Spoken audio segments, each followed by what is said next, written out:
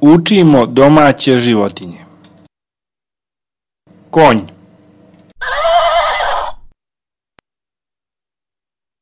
krava, ovca,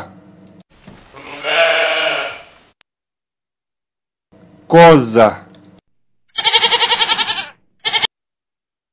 magarac, svinja,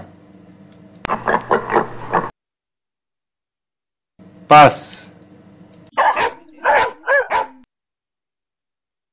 mačka,